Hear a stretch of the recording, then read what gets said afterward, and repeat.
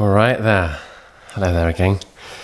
It's day 8 of the complete and utter lockdown in Valencia and in Spain, and of course other countries are following suit or are ahead of us, as Italy is, for example.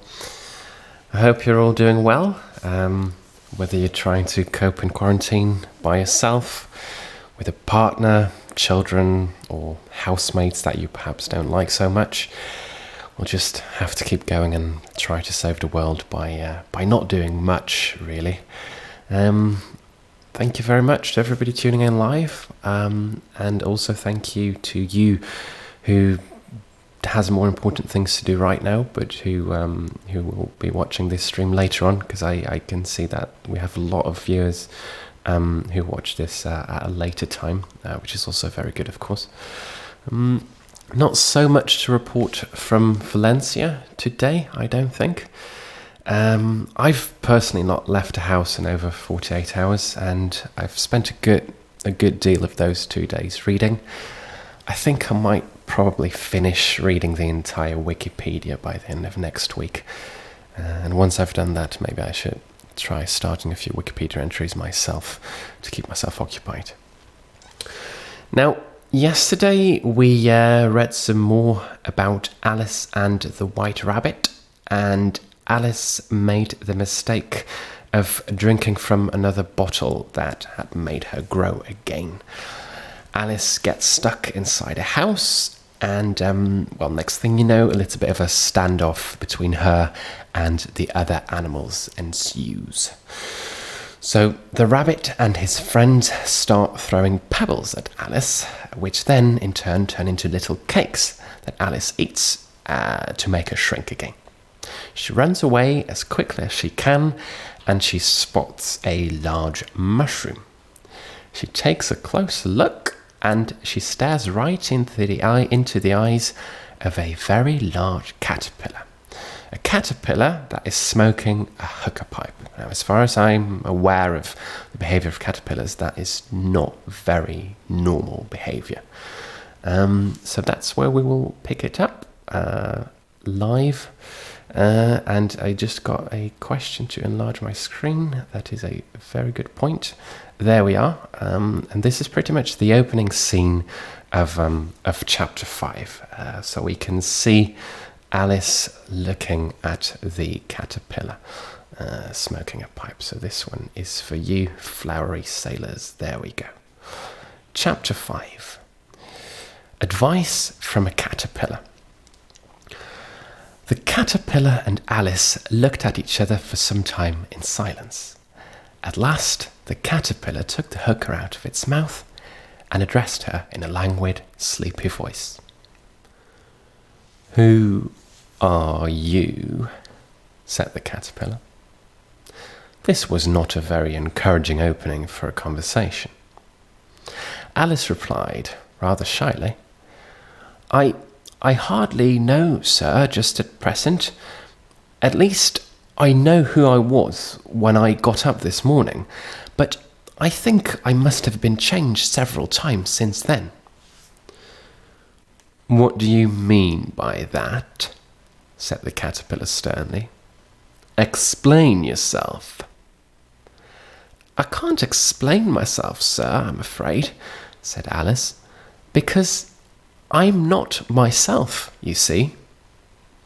I don't see, said the caterpillar. Well, I'm afraid I can't put it more clearly, Alice replied very politely, for I can't understand it myself to begin with, and being so many different sizes in one day is very confusing. It isn't, said the caterpillar. Well, perhaps you haven't found it so yet, said Alice. But when, for example, you have to turn into a chrysalis, you will someday, you know, and then after that into a butterfly, I should think you'll feel it a little queer, won't you? Not a bit, said the caterpillar. Well, perhaps your feelings may be different, said Alice.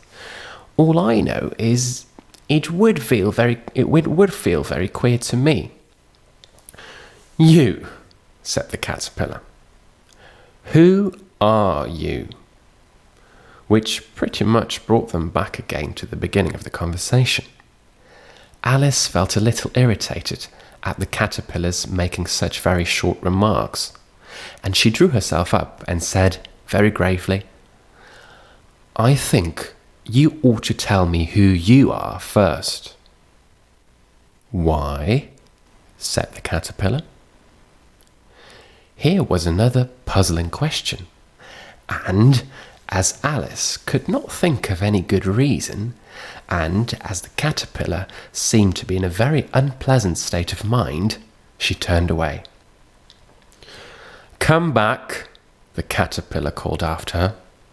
I've got something important to say. Now, this sounded promising, certainly. Alice turned and came back again. Keep your temper, said the caterpillar. Is that all? Said Alice, swallowing down her anger as well as she could. No, said the caterpillar. Alice thought she might as well wait, as she has nothing else to do, and perhaps, after all, it might tell her something worth hearing. For some minutes the caterpillar puffed away without speaking, but at last it unfolded its arms, took the hooker out of its mouth again, and said, So, you think you're changed, do you? I'm afraid I am, sir, said Alice. I can't remember things as I used, and I don't keep the same size for 10 minutes together. Can't remember what things? Said the caterpillar. Well, I've tried to say how doth the little buzzy be, but it all came different, Alice replied. Repeat, you are old, Father William, said the caterpillar. Alice folded her hands, and she began. You are old, Father William, the young man said, and your hair has become very white, and yet you incessantly stand on your head. Do you think at your age it is right? In my youth, Father William replied to his son, I feared it might injure the brain. But now that I'm perfectly sure I have none, why, I do it again and again. You are old, said youth, as I mentioned before, and you have grown most uncommonly fat. Yet you turned a back somersault in at the door. Pray, what is the reason of that?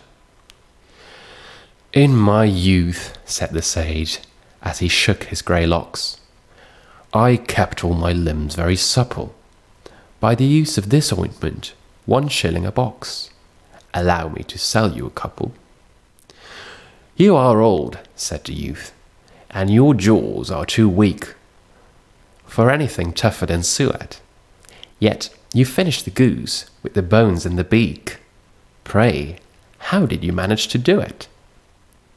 In my youth, said his father, I took to the law, and argued each case with my wife, and the muscular strength which it gave to my jaw has lasted the rest of my life.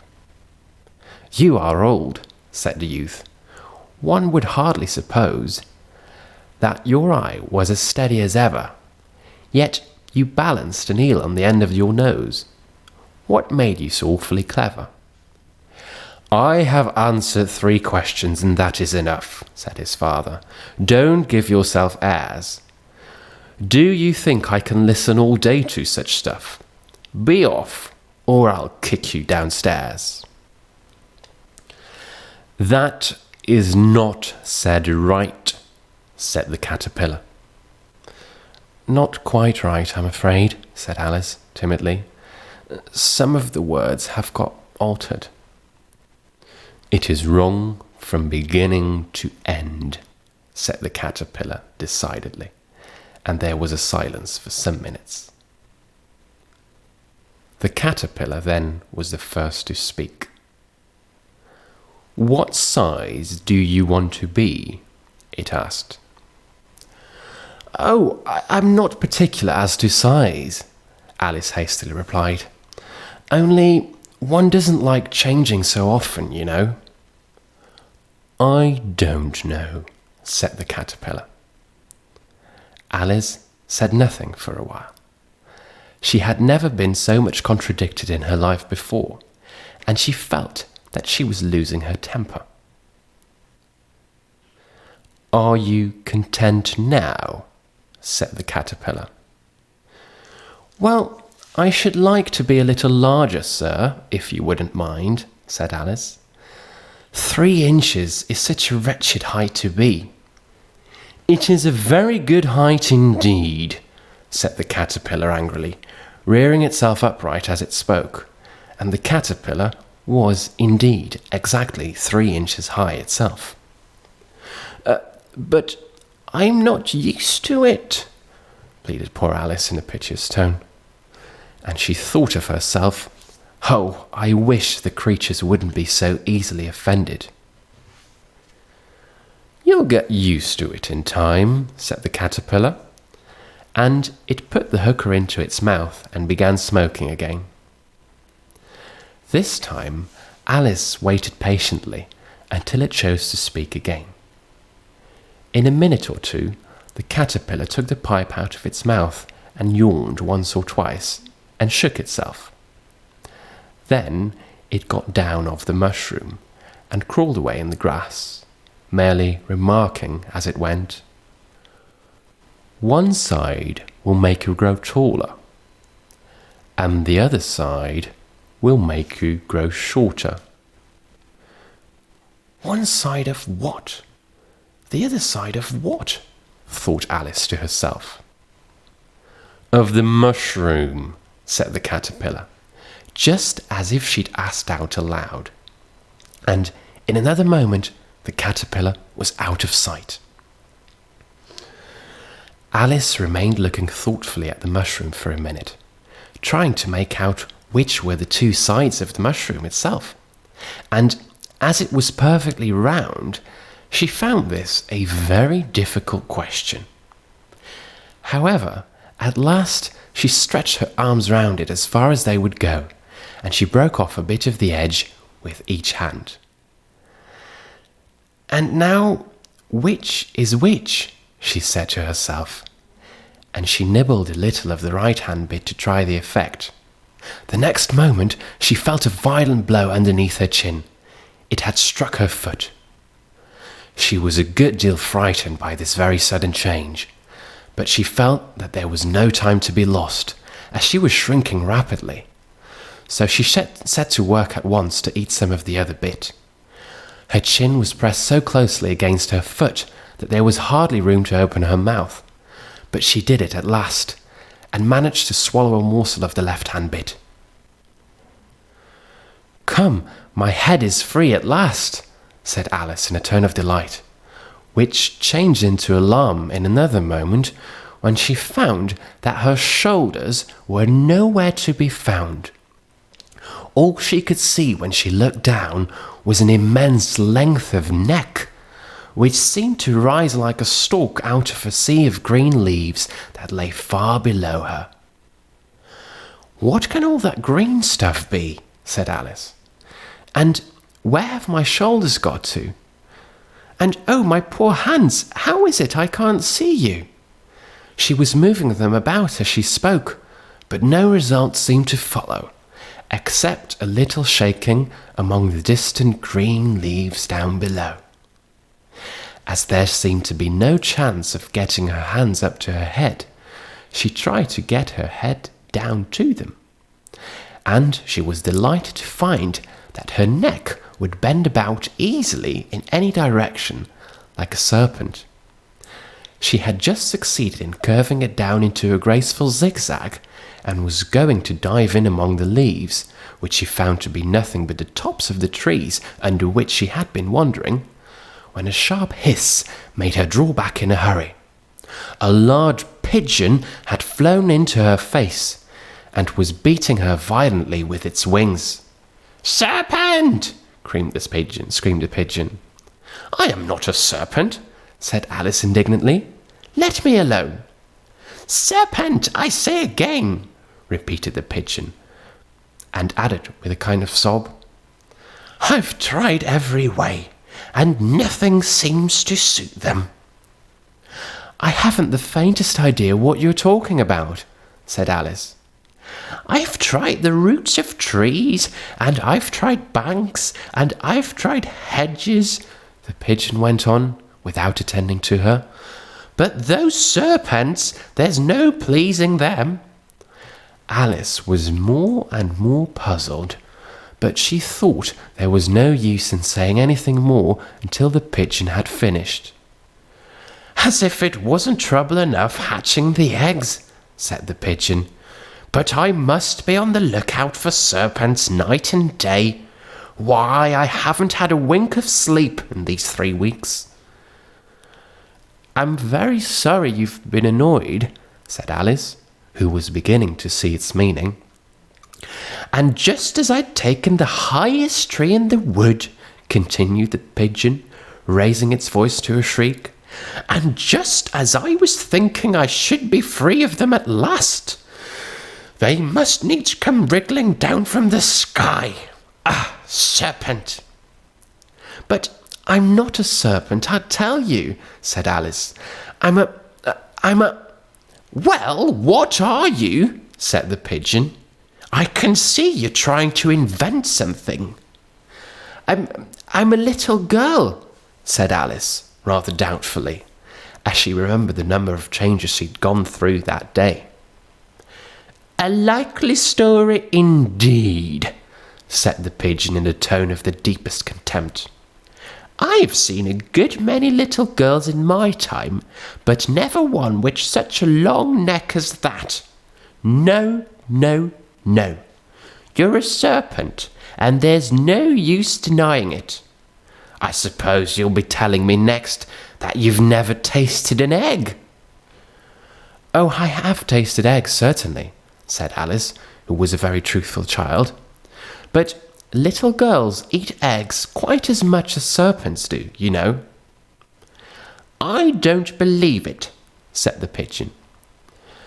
"But if they do, why then they're a kind of serpent. That's all I can say." This was such a new idea to Alice that she was quite silent for a minute or two, which gave the pigeon the opportunity of adding, "You are looking for eggs. I know that well enough. And what does it matter to me whether you are a little girl or a serpent?" "Oh, it matters a good deal to me," said Alice hastily. "But I'm not looking for eggs, as it happens, and if I was, I shouldn't want yours. I don't like my eggs raw." "Well, be off then," said the pigeon, as it settled down again into its nest. Alice crouched down amongst the trees as well as she could, for her neck kept getting entangled amongst the branches, and every now and then she had to stop and untwist it. After a while she remembered that she still held the pieces of mushroom in her hands, and she set to work very carefully, nibbling first at one and then at the other, and growing sometimes taller and sometimes shorter, until she had succeeded in bringing herself down to the usual height. It was so long since she'd been anything near the right size that it felt quite strange at first, but she got used to it in a few minutes and began talking to herself as usual. "Come, that's half my plan done now. How puzzling all these changes are. I'm never sure what I'm going to be from one minute to another. However, I've got back to my right size. The next thing is to get into that beautiful garden. How is that to be done, I wonder?" And as she said this, she came suddenly upon an open place, with a little house in it about 4 feet high. "Whoever lives there," thought Alice, "it will never do to come upon them this size. Why, I should frighten them out of their wits." So she began nibbling at the right-hand bit of mushroom again, and did not venture to go near the house until she had brought herself down to 9 inches high. And on that note, I think we can conclude Chapter 5 of Alice's Adventures in Wonderland.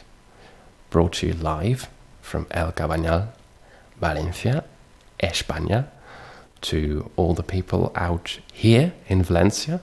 I can see a few of them. Ollie is definitely in Valencia.